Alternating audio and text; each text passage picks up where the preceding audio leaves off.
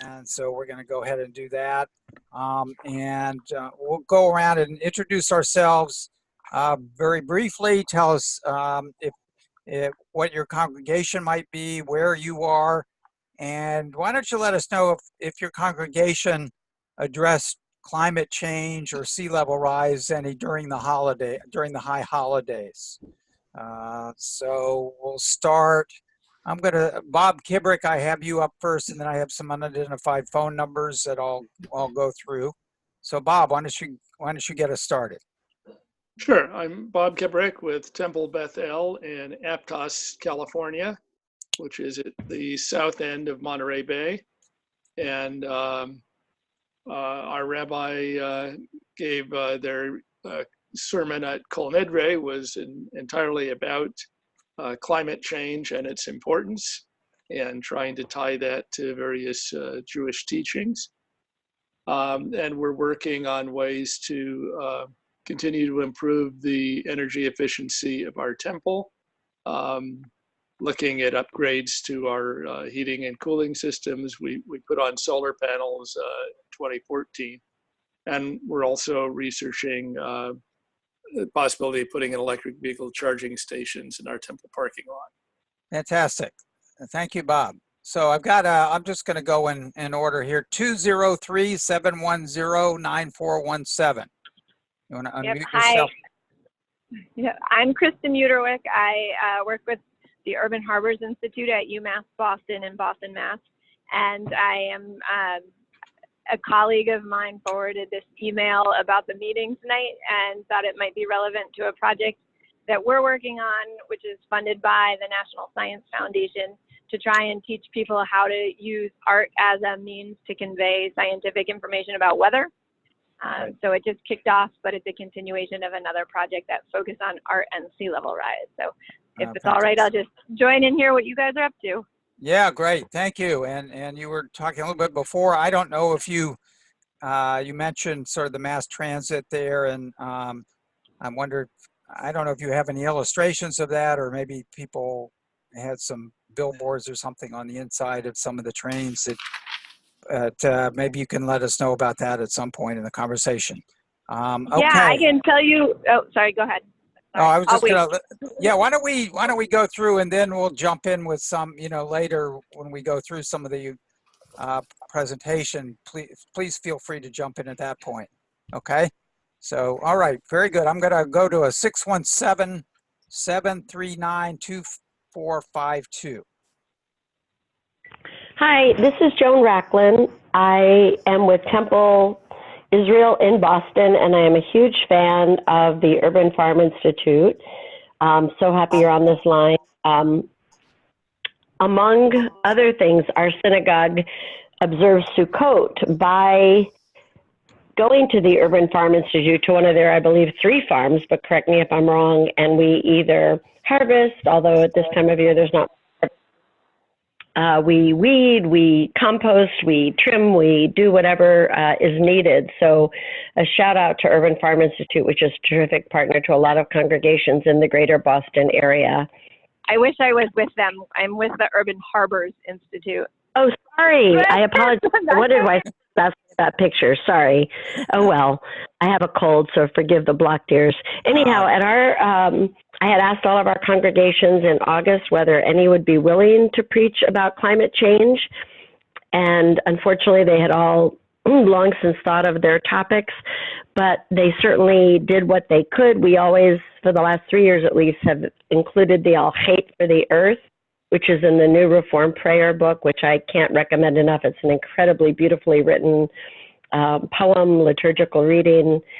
They also went to some great pains to talk about the Aleinu. The new Aleinu that we use does include the statement that we're guardians of the earth, and they elaborated on that. And certainly they referred to climate change in the context or course of their other sermons, but no one preached about it specifically. But again, on Sukkot, we went to the Urban Farm Institute and worked there, and that's always just a major highlight. And I would be glad to both recommend and talk to anyone about partnering with an urban farm for a Sukkot celebration next year. It's just been such a well-received and otherwise purposeful, joyful day. Thanks. Fantastic. Thanks, Joan. Yeah, that's great. And we'll, I know Stephanie has got a trip to an urban farm scheduled tomorrow. So that'll be nice. And maybe we'll have some of those conversations going on. So I have 858-774-2977. Yeah, that's me, Joe Nalvin in San Diego, and I'm a member of Congregation Beth Israel. We have two kind of rabbis giving two sermons, so there are about four sermons they're in the High Holy Days, but one stuck out to me, which is about it's okay to cry.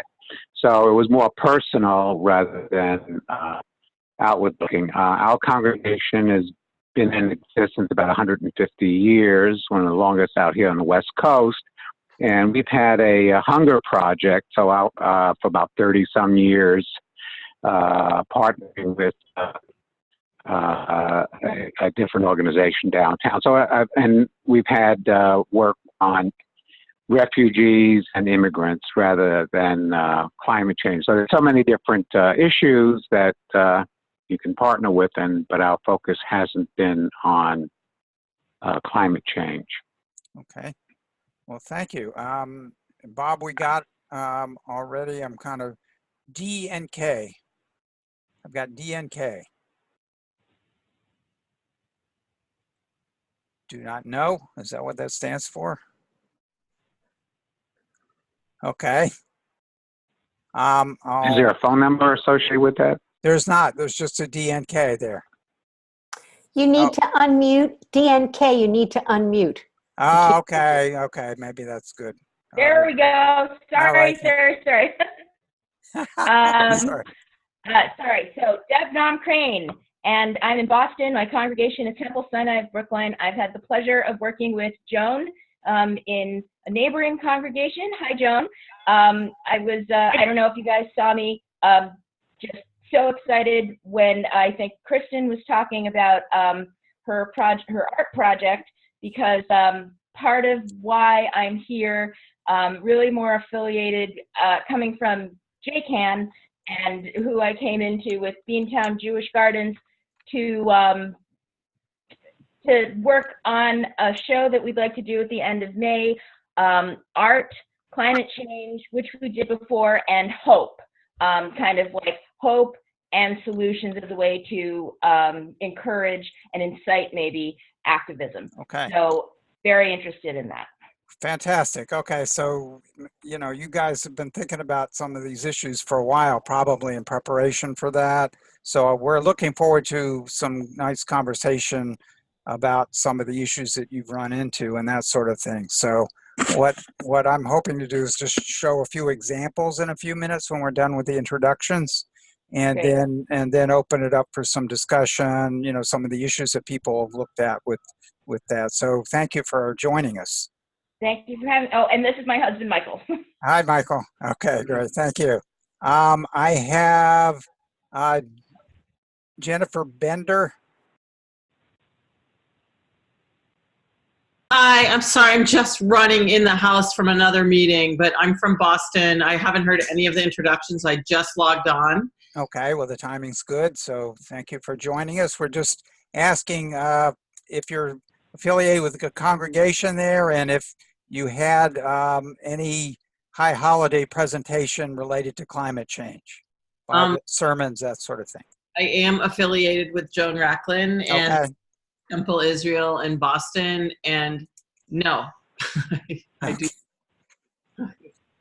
Okay. Well, thank you for joining us. John Brown, you're up. Okay, hold on, John, you got to unmute. Let's see. Unmute you. Okay. Yeah. John, go ahead.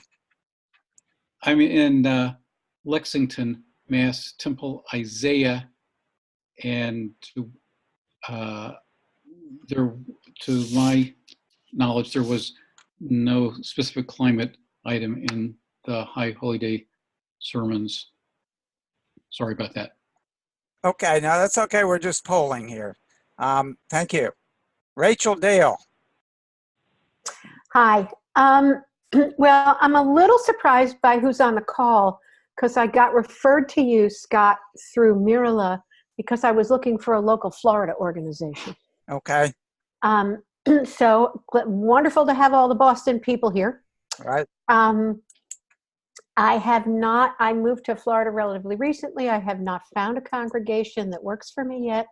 So I've been live streaming Romamu from New York, and they've got a very active climate program, as you might imagine. Oh, okay. Where are you, may I ask, in Florida?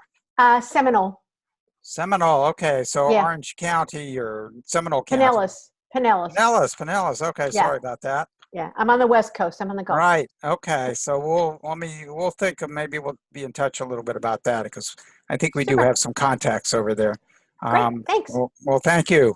Let's see where I'm shifting here. Stephanie, why don't you go next?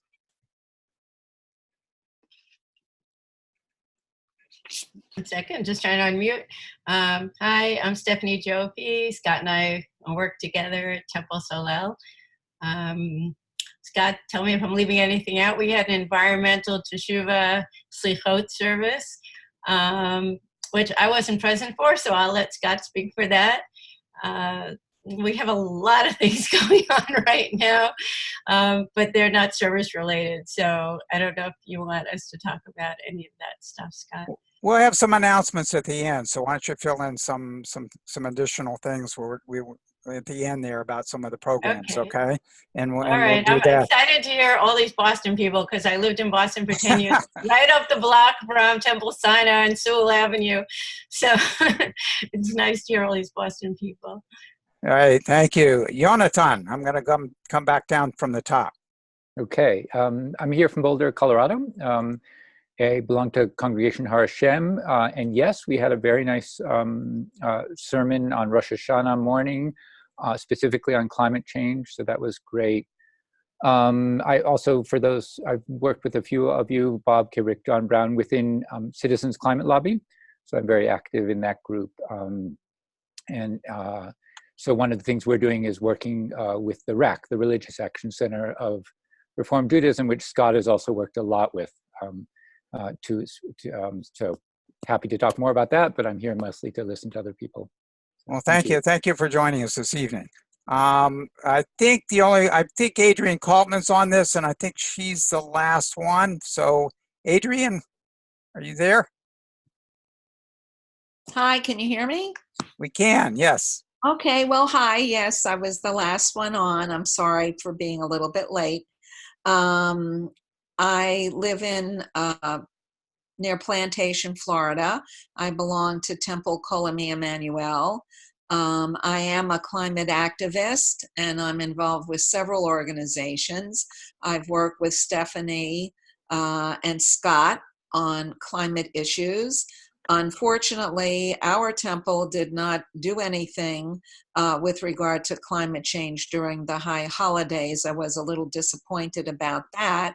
But we do have our issues in Florida, and I am very excited to tell you that I did go up to Boston specifically to join the Climate March, and it was absolutely fantastic, and I met a lot of amazing people. So it was a wonderful experience. Thanks, Adrienne. It seems like most people on this call you're either in Boston or have some kind of Boston connection. So I don't know what that exactly means, but thanks everybody for joining us.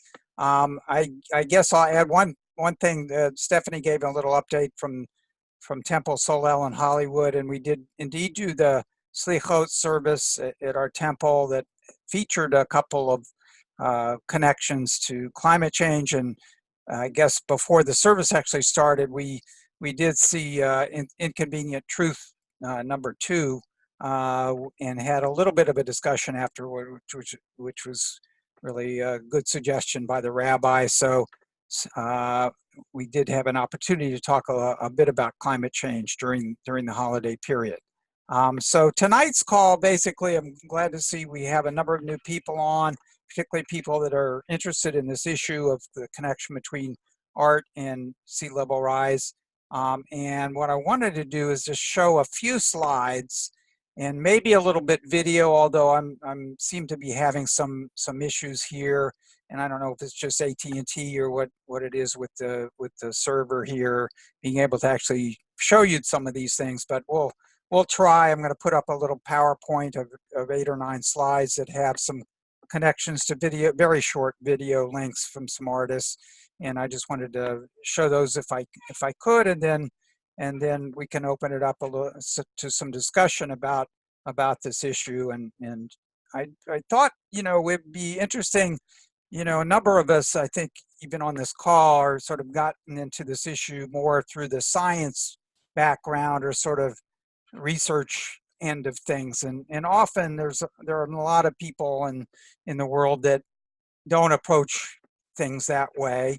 And it's an opportunity when you work with the artist to actually have a different perspective and to bring people in who may not, find science the best way for them to learn about things.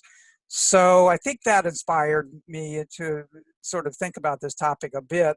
More recently, there were a couple of people that brought artists to my attention who were really working in that area. So that sort of came together. I said, well, let's give it a shot here in this forum and see what people think about that, and if they've had some experiences, working with people, with artists on this topic.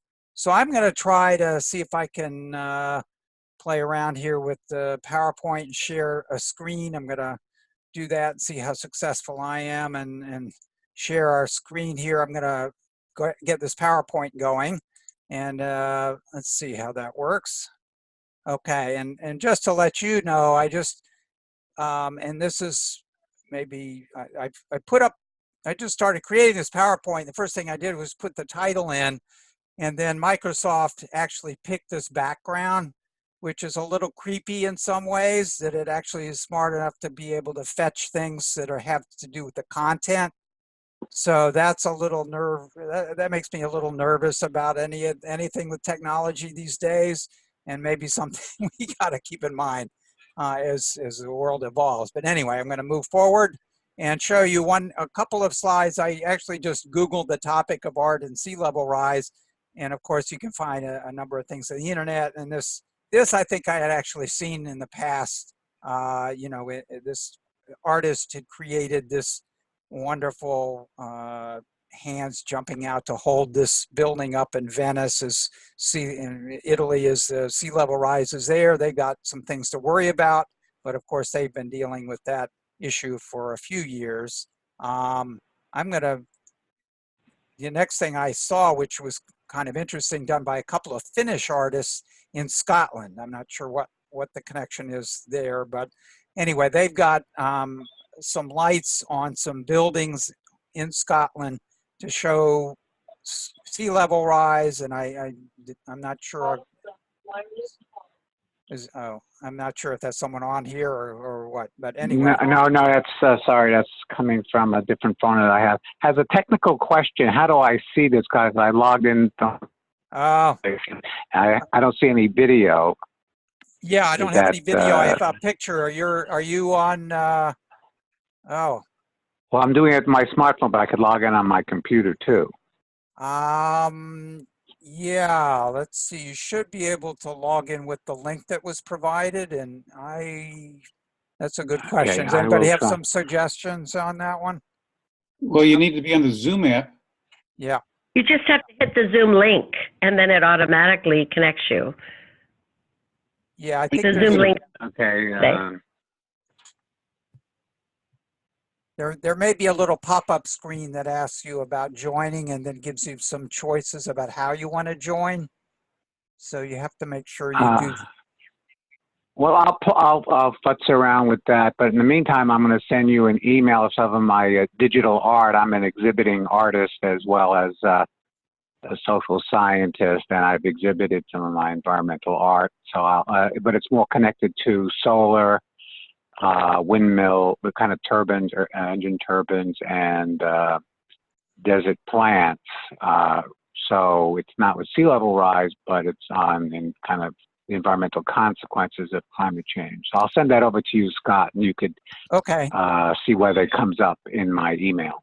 Okay, yeah, we do have a couple people that are joining us by phone. And I just didn't think, just to describe this, this is sort of a house next to a shoreline in the evening, and they've got what looks like a light wrapped around the middle part of the house. It's a stone house itself, and that, I'm assuming it's about 5 feet up the house, around the perimeter of the house, maybe at dusk, and it's quite dramatic. And I guess that shows probably a sea level rise for some projected year of where that's going to be in that particular harbor area. So I'm going to go on to the next slide and show you, this is a map of South Florida. If any of you have seen, you know, lots of people have sort of looked at mapping in South Florida and projected what's going to happen with sea level rise. And this one I actually saw this last week, and it's an artist who has created these maps with recycled felt materials. And so she's got a series. We only have one map up at the time being, but there's a series of maps that she's got showing what happens as projected sea level rise progresses over the years. And you know, as you can imagine, a lot of Florida is swallowed up by the ocean, and she's sort of trying to promote that with art that she gets some materials from recycled sources. And just for those of you who like, I have these, well, you can't, I have their, on the right side of the screen, I've got sort of the links to those to take a look at later. And then this is, I'm just showing two additional pictures that she did with that kind of concept of land that's going to be swallowed up by sea level rise in the future. The one on the right is actually Key Biscayne. I actually, when I first looked at it, I thought it was the state of Florida, but it's Key Biscayne. Primarily, Miami-Dade is the county that's going to be impacted first. So a lot of the areas, and she's got a few of them, especially on the west side of the island there, that are going to face sea level pretty soon. I'm going to ask, we have a barking dog. I know he's not afraid of sea level rise yet, but whoever maybe who's got a dog there might put themselves on mute for a minute. Thanks. And then I'm going to try to get up, well, I'm going to see if I can switch screens here a little bit. And let's see if I can get my sharing here. I'm going to share one of the things, one of my favorite artists down here is Xavier Cortada, who's now at the University of Miami, who's been doing a number of different projects here over the years related to climate change and sea level rise. And I'm going to see if I can get one of his slides here.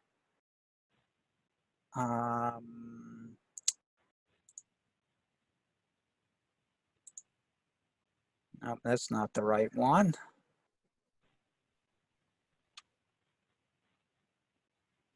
Here we go.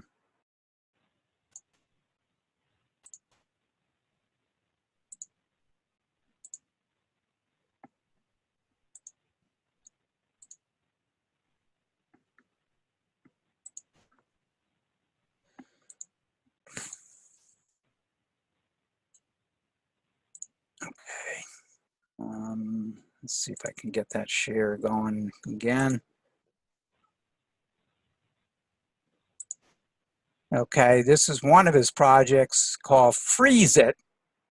And this one is done a little bit with a sense of humor. Let me see if I can get that. Hopefully everybody can see. And let me see if I can get the sound.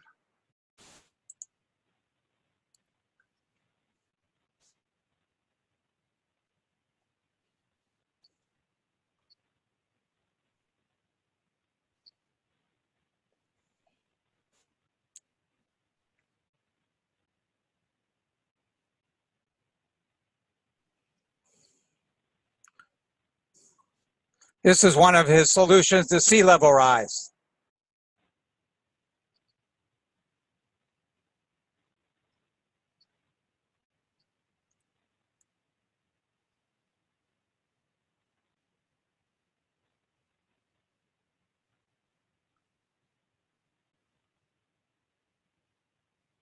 We're not hearing sound. I'm not sure if we're supposed to.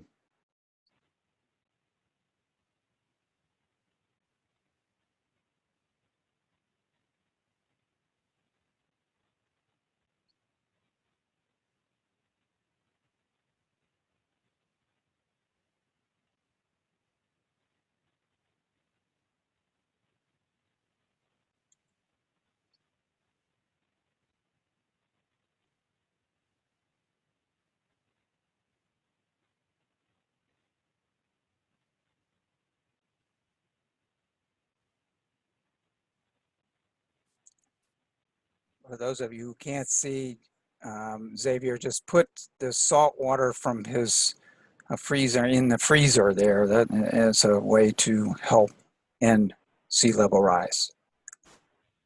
Okay, let me see if I can get another one for you. And I'll just scroll down. I guess everybody can see this now. This is some of the work that Xavier's been doing.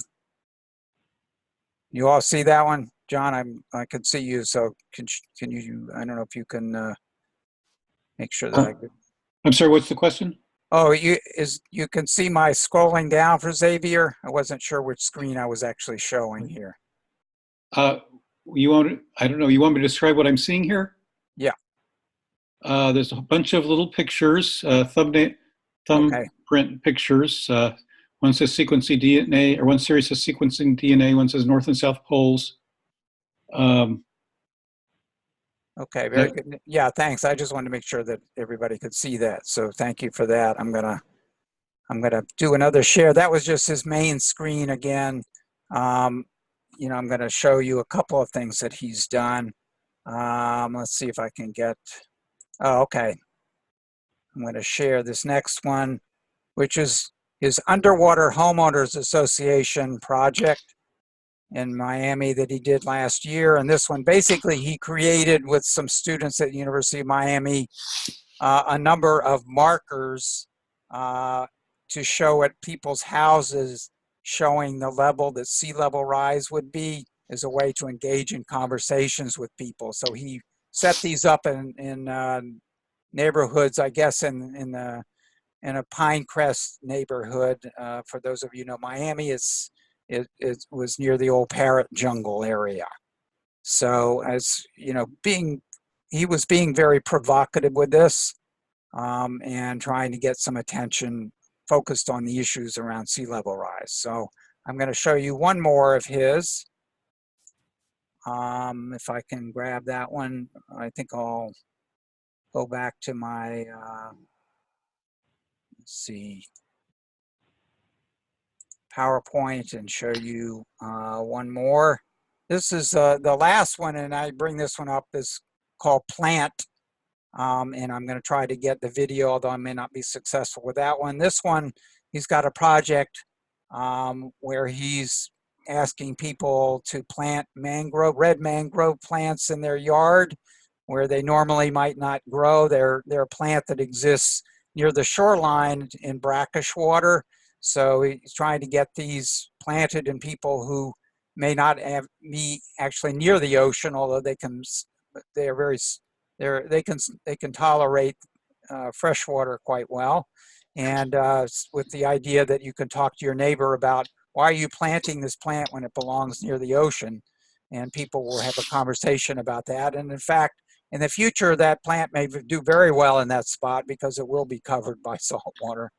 So let me see if I can get his 2-minute film here. I may or may not have some luck. If not, we'll just go ahead and talk a little bit about some of the other art that you may have seen with that. No, I was able to get that up. Okay, let's see if I can grab that, and at least you can listen for those of you who are not on the phone or who are not able to see it.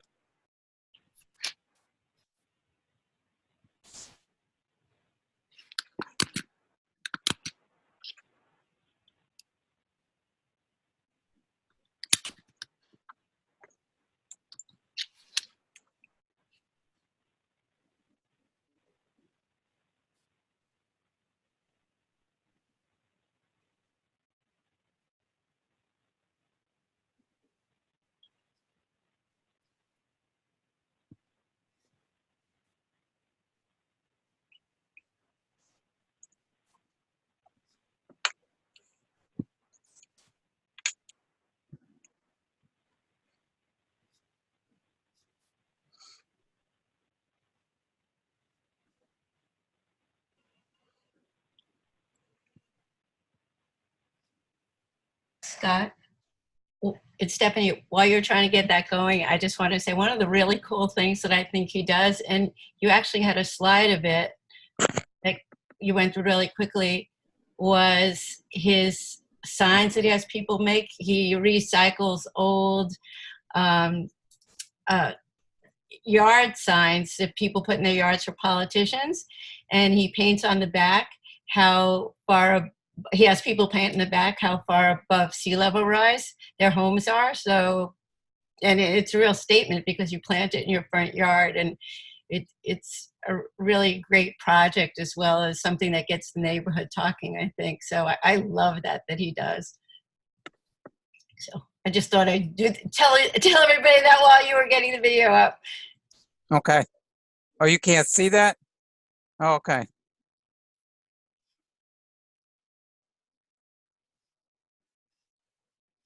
Could you see the video, Stephanie? Did you miss that video, or did nobody saw that? Oh, I'm not seeing it at all. Okay, did I anybody don't know, see but that? maybe other people did. I didn't. No, we're not. I'm not seeing it. Oh, I'm sorry. Sorry. Okay. That was why I was speaking. Okay, I sorry, thought sorry. while you were getting it up. All right, let me see if I can. Okay, so I'm sorry. I'm sitting there watching this thing and thinking, why is she doing that? So sorry about that. Can you see him now? Up. Now it's up. But Okay, there's no sorry about video. that. Yeah, I haven't started it. See I'll him. go ahead and. Okay, it's short. Oh, we don't have sound from the video.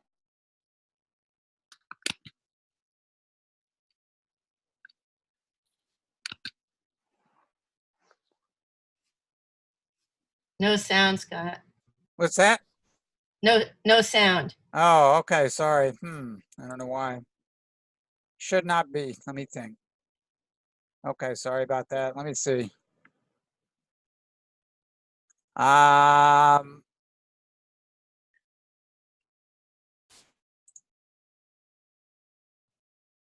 Sorry, not sure why it's not showing.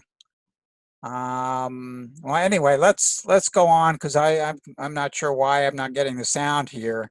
And maybe I'll send you that. I think the link I sent originally with the email allows you to go to his website and find that. So sorry, I don't know why that wasn't able to come up with the sound there. I'll have to see about doing that at another time, I'm afraid.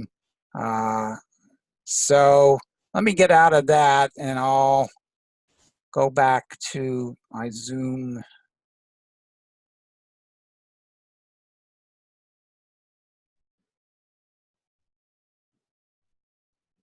Stephanie, if you don't mind, while Scott's talking about that, I was so impressed by your and Scott and Temple Solel's King Tide project. Would you be willing, if Scott is still trying, to just talk a little bit about that? Because I was very inspired.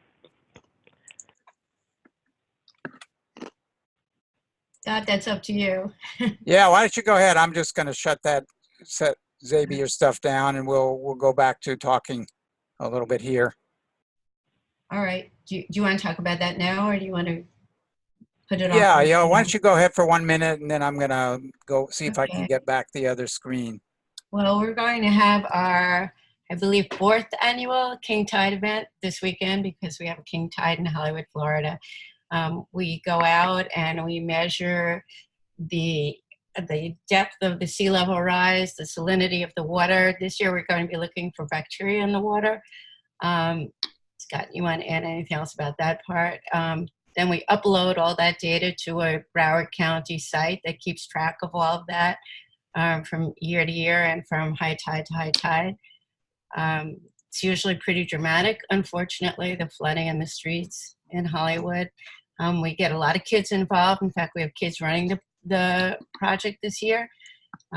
We have our Congressman, Debbie Wasserman Schultz, is going to be speaking, some local politicians, some local religious leaders, scientists, and it's a really great event. And also, we've posted how we do it on the RAC site for the Higher Ground Initiative and on his own, their site, their resource site. So if anybody's interested, or you can contact Scott or I. Scott or me. Okay. Well, Stephanie, what can you see on your screen now? I'm going to ask. I see a picture of, it says Xavier Cortado's Okay. Participatory Eco Art Project. Okay. So let me see. Well, that's all right. I'm going to. And there's more videos. Yeah. Let's see. I don't know if anybody else can pull up, or I've just managed to lose everybody's picture here for everybody else but me. But that's all right. We'll have to proceed, I think, by sound, which is probably good for the people on the phone anyway. Everybody can hear me okay. So I'm going to sort of open it up maybe for the questions about, we had a couple people who mentioned some art that they had seen in their community on sea level rise. And I wanted to see if any of them had some comments on that.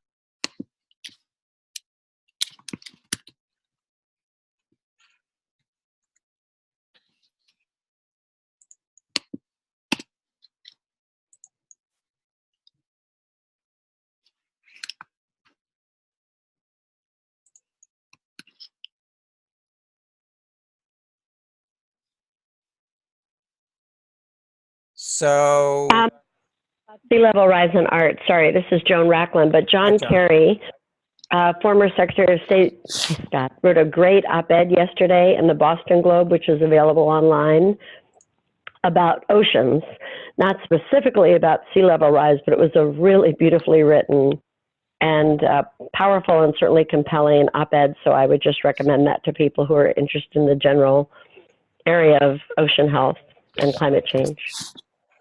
Okay. Okay. Yeah, go ahead. Who's that? That was me, John. Okay, thanks. And I just put in the chat box a link for those people in the Boston area. There's also going to be a King Tide participatory event in Boston on Tuesday, which if you're going to be anywhere near the ocean front, you should go there with your phone camera, which sounds a little bit like the one in Florida. But anyway, basically they have an app whereby when you see flooding happening and stuff, you take a picture in this app, and the picture is grabbed with the precise time and location where the picture was taken, and they're going to aggregate that. So I put it in the chat box. You can see the link. Great, thank you. Scott, is there some way we can all post our pictures from all these events in the HGI site? I don't know, in the tent or someplace?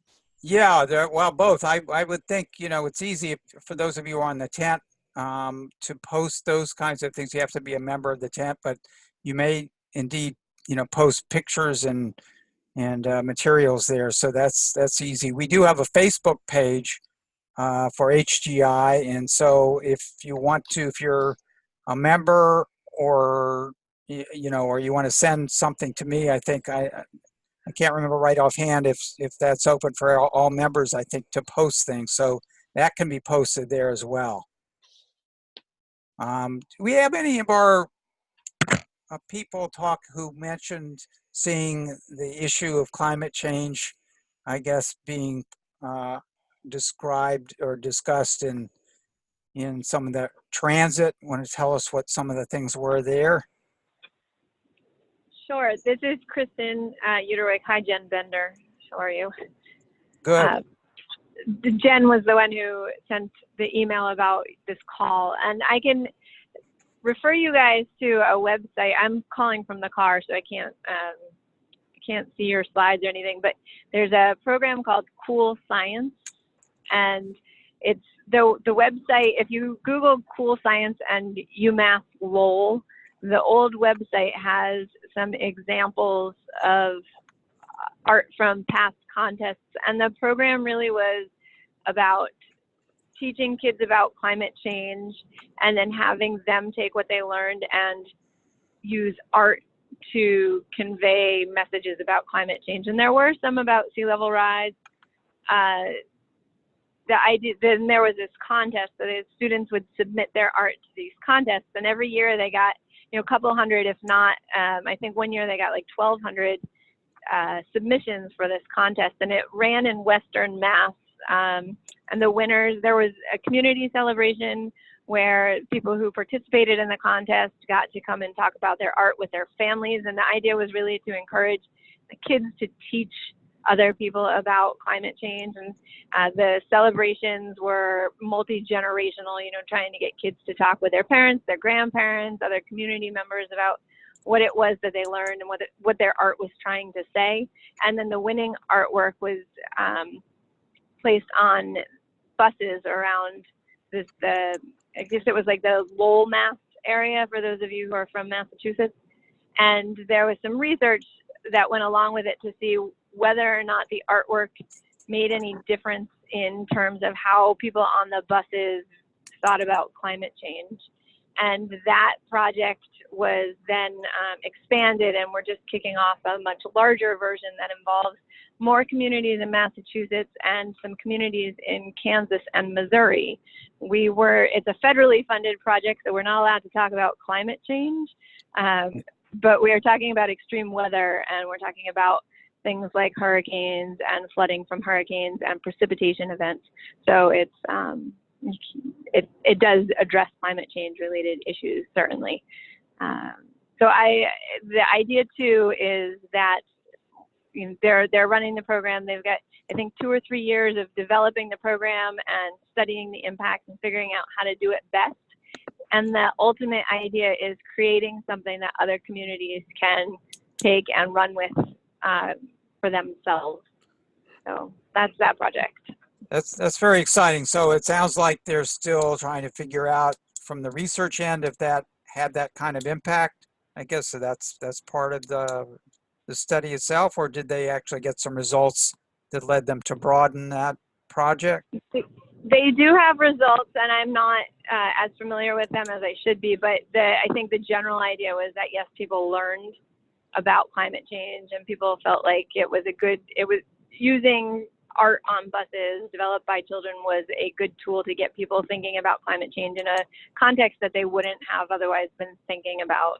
And I'll also bring up, there was a sort of a companion project in the Boston area using an ostrich and a marketing team to figure out how messaging about climate change on the Boston transit system had any effect on people's learning about climate change. And so it was intended for regular riders of the transit system, and so I forget what the time period was, but like every month or two, a new ostrich would appear with a new message about climate change. And they had researchers again out there seeing whether or not the ostrich had any impact. And again, it did.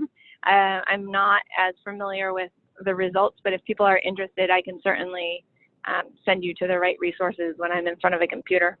Great, that would be fantastic.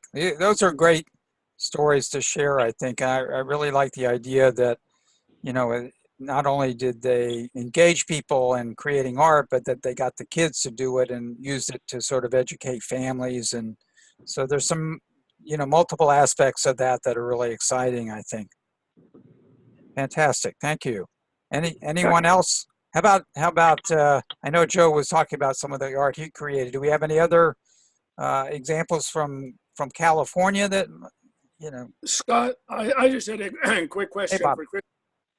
You mentioned this was a federally funded program that did the art on the Metro buses. Which, Yes. do you know, which federal agency was involved? It's the National Science Foundation. Okay, thank you. Yeah, and it's a big collaboration, like Mass Art is involved, folks from Kansas State University are involved, so it's a fairly large collaboration. Yeah, I wonder how Kansas State, that's interesting that they got involved with that. Do you have any idea why they don't have a lot of sea level rise to worry about, but I'm sure they've got other kinds of issues with farming and other things. Right, yeah, drought is a big issue out there. Extreme precipitation is a big issue out there. I think the partnership was sort of an opportunistic one, but the idea was, part of the neat part about the project itself is the team working on it, and they brought together climate scientists and artists to figure out, okay, what are the important scientific concepts about extreme weather that we want people to learn, and then the artists listened to the scientists and figured out, okay, these are the artistic tools that we should be sharing with the people that we're talking to in order to convey science. So it's even beyond the fact that there's this impact on riders. There's also been this cross-pollination between science and artists to, you know, speak each other's languages. Right, that's really nice. Well, let me ask you this, because, you know, often when I think of NSF stuff, it's like really big projects. If people, you know, I'm one of the things I hope is people start thinking about things from their local communities, although it sounds like we got a lot of people from Boston on here, for people in smaller areas who might be able to be in contact with artists. Are there some ways that artists could be encouraged to get involved with this subject in some of these local areas if you don't have a big grant to offer them? I don't want to dominate the conversation, but I will say the website that we're developing is intended for people to be able to do this in their own communities, and the contest is open to anyone. So while the research is being done in Kansas and in Massachusetts about the impacts, anybody is welcome to work with students to talk about climate change and submit art. So y'all could do it in Florida or California. It's just that the art and the celebrations will happen in Kansas and Massachusetts. Well, fantastic. Thank you. How about that question for others on the phone call? If you saw that there were some opportunities via the web to create some of these things, is that something you think people in your community might do?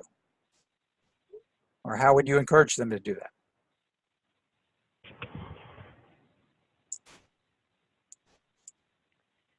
This is Joan. I'm just so grateful to learn about this, Kristen. It sounds amazing, but it also sounds like without the funding, this would have been, if not impossible, then at least extremely difficult. And for those of us, or luckily I get to benefit from your work, but people in states or cities that don't have funding, it strikes me it would take, you know, a number of either synagogues or other interfaith communities working together, because it sounds like a huge amount of work. Yeah, that sounds right. So the NSF grant is fairly large. I think it's a $3 million grant, but they did for a number of years run this on a shoestring budget of like $20,000 or $30,000, and a lot of that was, I think, to produce the artwork that ultimately went on the buses. You could do the development, you know, the educating and the creation of art and do the ceremonies, I think, or the celebrations for fairly low cost. I think a collaboration would be a great idea among different synagogues. Yeah, and one thing that strikes me, and you know, Xavier Cortada is, I don't know if you could see all the screens that I was showing, but he's, you know, sometimes he's at the university, so he's in a good position to be able to create those kinds of art, you know, because he's got a nice job with the university and he's able to do those kinds of things. For a lot of independent artists, I think it's a little tricky, and you know, so that question comes up. It may be that, though, that there's some collaborations like or things that, like Stephanie was saying, where the artists might be able to do something in the community that draws attention as well. So some of those things don't have to be so expensive, or, you know, maybe a school project, or, you know, involving children in some of this. It may be a way to do it without a whole lot of cost, although I still, you know, obviously the artists need to be able to make a living too. Any other comments about people that might know artists involved with some of these kinds of projects who have managed to you know, be okay financially in doing some of these, or work with the community in ways that they can still support themselves?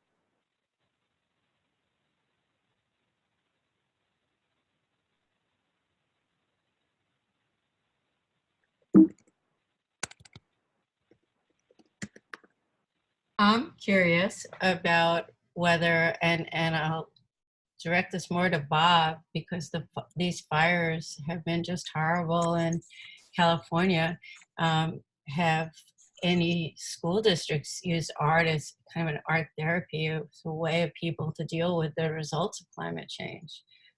I mean, some of these events must be terribly frightening to children, to adults too, that result from climate change.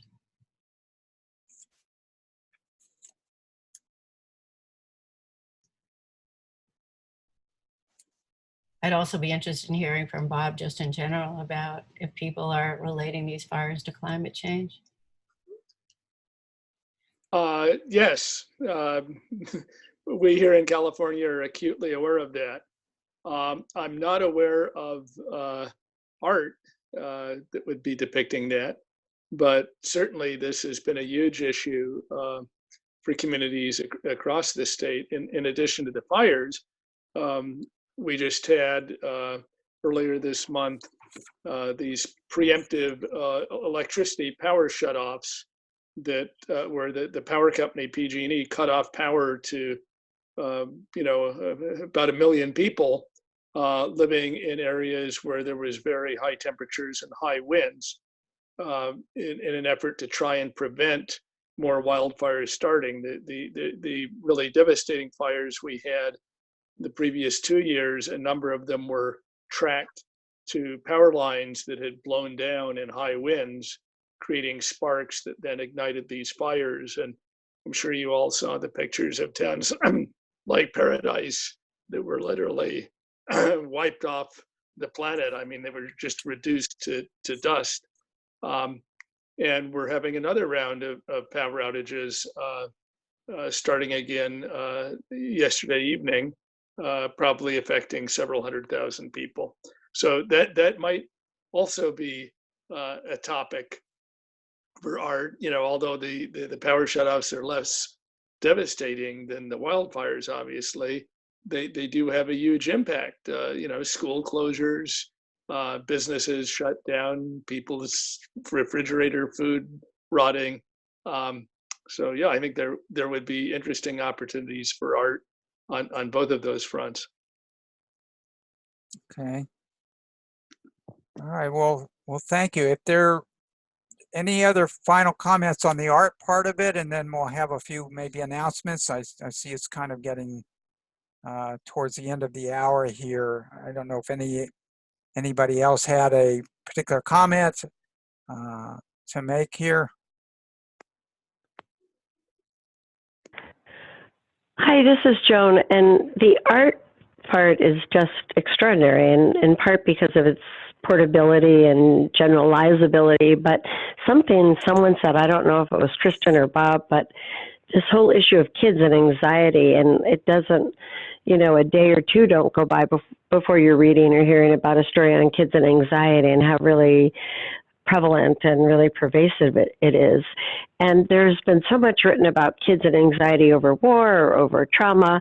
And I wonder if anyone has heard about specific studies of kids and anxiety around climate, because, again, among the articles you read is that a lot of young people say they're going to forego themselves having children because of climate. But when someone said that, it struck me that might be an inroad to more citizen involvement and engagement in general on the climate issue, if they really understand that this anxiety that is commonly referred to everywhere these days about kids and students and young people of all ages starting in even preschool, if that could be tied even not exclusively to the climate crisis, more people might pay attention, because that is such a, what happens to kids is such a mess. That they're the best messengers that get parents and relatives and concentric circles of people, teachers and administrators, to act. So I wonder if anyone's seen, and I apologize, this is a digression, but when people talked about kids and climate, it just struck me that could be an on-ramp to really get more widespread conversations and ideally interventions going. Yeah, Joan, I mean, that's a great topic in and of itself. And I think, I don't know if anybody on this call, I guess if anybody's got a minute or two and they know some of those references, maybe somebody, because I actually have read some things and I'm trying to remember what they were, and I may need to look at those sources. I mean, Jonathan Foer has got another FOER, I've quoted, shown that book. to people in recent. I think he does have a few things in there, but I'll have to look at that book, especially since he's got his own kids that he's talking about a little bit. But, you know, Stephanie, I think, brought that up, and maybe Stephanie, there's a good research topic for you. With given your background, yeah. And that's a good, it's a wonderful topic, actually. One thing I will say is that I think is helpful is we are having our kids really be in charge of a lot of this King Tide event. And I think one of the best ways to help kids deal with anxiety is to give them a sense of control and a sense of purpose over how to solve the problem. And I think by putting kids in charge of this event, it's really helpful for kids. I think anything you can do to give them some control over their future is helpful. Yeah, and you know, the kids themselves, I mean, you know, we all look at Greta Thunberg and look at the amazing way that she approaches this problem, and she's so inspirational. So I think there's something to that about not only having the kids, as Stephanie's talking about, be involved with the control to help them, but that's going to help the adults as well. And I don't, you know, we're not in the position where we're going to turn all that over to the kids and let them solve the problem, as we shouldn't. But I think that's something to be optimistic about, is the way that a lot of these kids are working on this issue. So that's most appreciated. And let's come back to that. I think we'll come back to that one maybe for another conference call in the future, because I think that's a great one. So thank you. I want to thank you all. I think we're going to wrap up here. If anybody has a quick word or two that they want to say before we wrap it up, I want to thank all of you, and Kristen in particular for her contributions during the call. So that's most appreciated. And see if any folks want to give us a little quick promo for their temple or synagogue that's got something going on that they want to tell us about. They can unmute themselves. John, you maybe have something.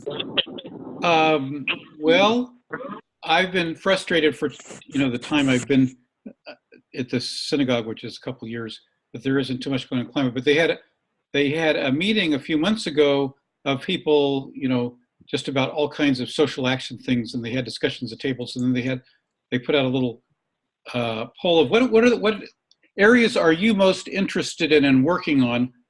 And they just yesterday sent out a thing about, here's the top 4, which, you know, send this to everyone, you know, for you to reply, which things would you like to get involved in? Well, it turned out that climate made number 4th on the list. So I'm waiting to see if a few people, you know, responded. Climate is what they want to work on, and at which point maybe we can get something more going. That's all. Great. Okay. Well, that's something that's better than, yeah, I mean, I think it's good to find some people at your temple and move forward with that. So I think that is a good bit of good news. So, okay. Anybody else? Any other comments? That's the only thing sorry to keep talking, but to remind everybody that November 1st is Parshat Noah, and it's a great opportunity to do something related to climate change. Yeah, and even Stephanie, yeah, I mean, it may be a little bit late for trying to convince your rabbi to do a sermon, but, you know, one of the tips I got from JCAN and some of the other folks was that, you know, maybe you can get permission to have a petition before services or something for people to sign. So that's always a nice opportunity for that, to sort of see if you can link that to the Noah story and get people interested in signing off on one of the new petitions. HR, I guess it's the carbon tax bill maybe coming up to get people to sign off on that. All right, with that, I'm going to wrap up here and thank everybody again for joining us this evening. And we'll send out, again, we'll have a meeting at the end of November. I think I did send out, Mirla Goldsmith sent me from the Jewish Environmental Alliance, or Jewish Earth Alliance, has a new a letter to send to Congress, and I'll be forwarding that in a few days for everybody to sort of consider as a project as well. So thank you again, and we'll sign off now. So thanks. Thank you, Scott. Thank you. Thank you. Thanks, Scott.